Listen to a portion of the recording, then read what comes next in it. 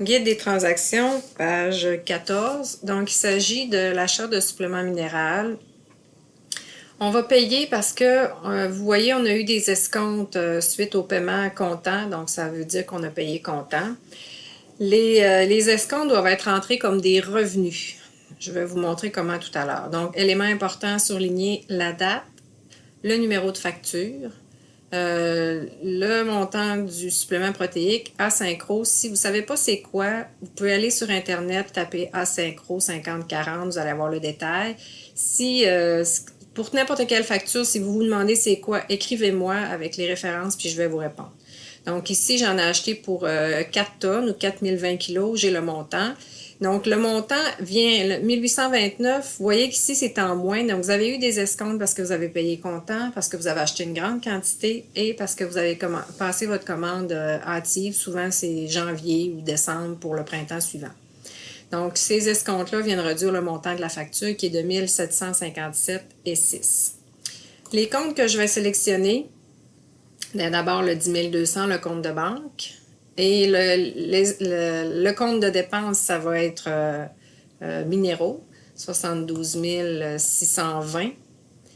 Et les comptes de revenus qui sont des escomptes, ils n'existent pas.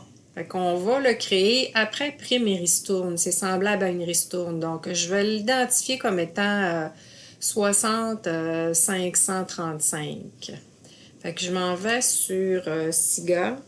Je rentre ma date, qui est le 31. Donc, achat de synchro, là.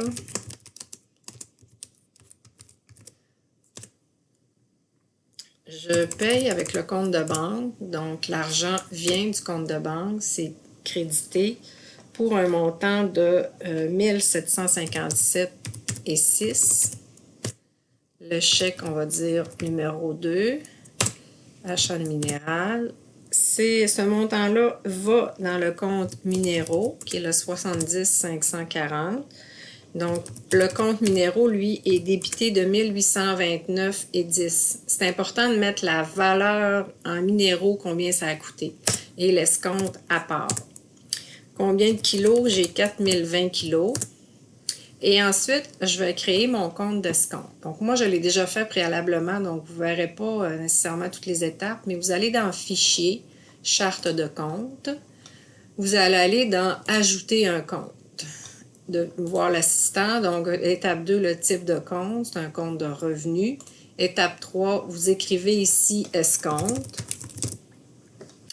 Étape suivante, là, vous mettez le numéro de compte. Moi, vous voyez, là, 60 535 escompte, je l'ai déjà créé.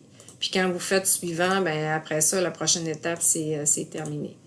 Moi, je l'ai déjà sélectionné, 60 535. Et ça s'en va du côté des revenus. C'est un compte de revenus, ça s'en va du côté des crédits, pardon.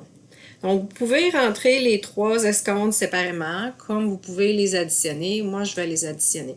Donc, la calculatrice, vous pesez sur la calculatrice, 35,86 plus 24,12 plus 12,6 égale.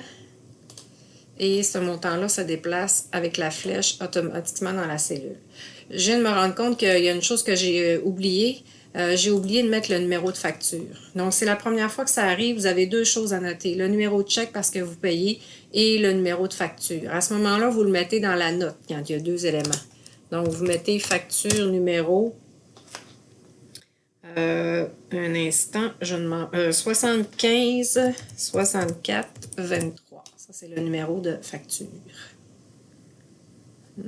Je vais l'ajouter ici aussi, là.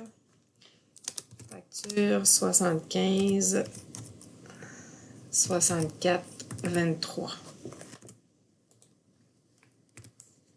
Et voilà qui complète ma transaction.